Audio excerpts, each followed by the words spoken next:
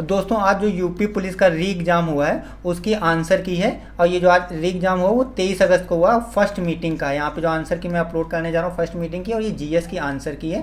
Question number 94 कहता है भारत का पहला हवाई अड्डा कहाँ स्थित है? तो इसका जो सही आंसर ऑप्शन सी बॉम्बे है। फिर कह रहा भारत में, क्वेश्चन नंबर 95, भारत में व्यवसायों के लिए सेवा हेतु जीएसटी पंजीकरण के लिए थ्रेशोल्ड लिमिट की क्या सीमा है? तो अभी ये बढ़ाकर क्या कर दी गई है? 20 लाख कर दी गई है। तो इसको आपको चेक कर लेना है। क्वेश्चन नंबर 96 पे चलते हैं। विश्व डॉग दिवस कब मनाया जाता है? तो इसका ऑप्शन है आंसर 9 अक्टूबर। 97, जून 2024 तक संघ गृह मंत्रालय का प्रमुख कौन है? तो गृह मंत्रालय का प्रमुख जो है वो अमित शाह जी हैं। इंडियन नेशनल कांग्रेस की स्थापना कब हुई थी? तो 98 का जो सही ऑप्शन है वो है 1985 में हुई थी। क्वेश्चन नंबर 99, आतंकवाद से लड़ने में सूचना साझा करना किन तरीकों से महत्वपूर्ण हो जाता है? तो इसका जो ऑप्शन है वो ऑप्शन बी है, अधिकारियों को संभावित खतरों को अधिक तेजी से पहचानने में सहायता करता है।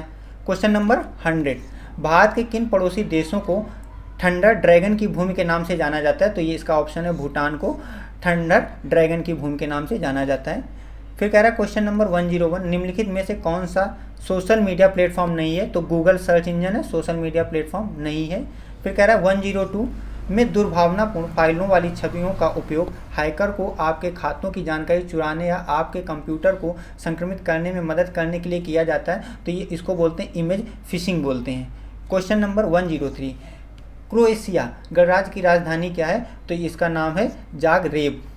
क्वेश्चन नंबर 104, नोएडा उत्तर प्रदेश के किस जिले के अंतर्गत आता है? तो ये आता है गौतम बुद्ध नगर के अंतर्गत आता है। क्वेश्चन नंबर 105, वित्तीय स्थिरता बोर्ड FSB क्या करता है? तो इसका जो काम है वो क्या करता है? इट इंश्योर फाइनेंशियल स्टेबिलिटीज़, मतलब यह वित्तीय स्थिरता सुनिश्चित करता है, और बाकी ये कोई भी काम नहीं करता है। मतलब ना तो ये विकासशील देशों को वित्तीय सहायता प्रदान करता है, ना विदेशी मुद्रा भंडार को कुछ करता है, उस पर कुछ नहीं करता है। क्वेश्चन नंबर 106, GST के ब्रांड एम्बेसडर के रूप में किसे चुना गया? तो हमारे अमिताभ बच्चन जी को चुना गया है। क्वेश्चन नंबर 107, परमाणु ऊर्जा के उत्पादन के लिए कौन सा तत्व आवश्यक है? तो सबसे जो इंपॉर्टेंट तत्व है यहाँ पे वो यूरेनियम है। 108, द स्कारलेट लेटर किसने लिखा? तो यह है आपके जो राइटर हैं नाथलियन हार्थोन है। क्वेश्चन नंबर 109, उपयोगकर्ताओं के बीच लगातार संचार को प्रोत्साहित करने के लिए किस सोशल मीडिया प्लेटफॉर्म में स्ट्रिक्स नामक सुविधा है? तो ये बच्चे जानते हैं कि स्नैपचैट यहाँ पे यूज होता है, उसमें स्ट्रिक्स हैं। फिर क्वेश्चन नंबर 1010 या 1110, पल्लव राजवंश की राजधानी कहाँ स्थित है? तो इसका जो सही आंसर है वो है कांचीपुरम।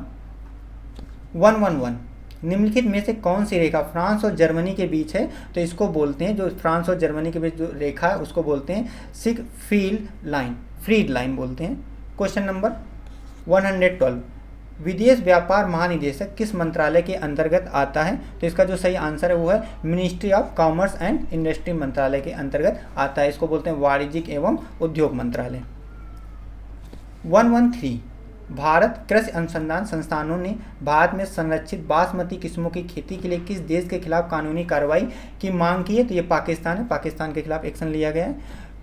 114, भारत या कौन सा भारतीय राज्य अपनी अनूठी वर्ली चित्रकला के लिए जाना जाता है? तो इसका जो सही ऑप्शन है वो ऑप्शन है डी, महाराष्ट्र। 115, महासागरीय अम्लीकरण का प्राथमिक कारण क्या है? तो यहाँ पे होता है CO2, तो बोलते हैं कि absorption of CO2। Question number 116, chikankari एक पारंपरिक कढ़ाई शैली है जिसकी उत्पत्ति उत्तर प्रदेश के किस शहर में? तो ये लखनऊ से उत्पत्ति हुई है। आसमान के नीलेपन का प्रमुख कारण तो स्कैटरिंग होता है यहाँ पे, तो वायु के अणुओं द्वारा सूर्य के प्रकाश का प्रकीर्णन मतलब बिखराव।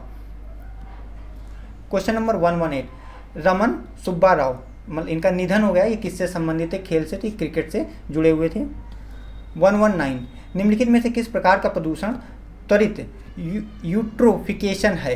तो इसको बोलते हैं जल प्रदूषण। क्वेश्चन नंबर 112, भारतीय संविधान का कौन सा नीति निर्देशक तत्व है? तो भाग 4 है। पुस्तक ए लाइफ मिस स्पेंट की बात करता है, तो ये सूर्यकांत त्रिपाठी निराला जी ने लिखी हुई है। 1946 में भी विमुद्रीकरण होता है, उस समय जो गवर्नर थे वो थे चिंतामण द्वारकानाथ देशमुख। पहली बार राष्ट्रीय कृषि नीति कब घोषित हुई थी? 1, 2, 3 जो क्वेश्चन है उसका है जुलाई 2000 में। 121-24, RBI का पूर्ण रूप क्या है? या BRI, सॉरी यहाँ पे क्वेश्चन है वो क्या है, BRI, तो इसका मतलब है belt and road initiative, China के द्वारा है ये, तो स्टार्ट की गई है पॉलिसी। फिर NHRC का पूर्ण रूप क्या है, मतलब फुल फॉर्म क्या है ये पूछ रहा है, तो यह है national human right commission India, इसको बोलेंगे national human right commission India, option B. 1 to 7 वर्ष 1985 को कौन सा अंतर्राष्ट्रीय वर्ष घोषित किया गया था, तो इसको बोलते थे यूथ ईयर घोषित किया गया था। 128 अनुसंधान वित्तीय उत्तरदाताओं को प्रतिक्रियाओं के आधार पर उनसे गहन और आगे की जांच और पूछ करने में सहायता करती है, तो यहाँ पे होता है क्वालिटेटिव, गुणात्मक जो होता है एक्शन वो सहायता करता है।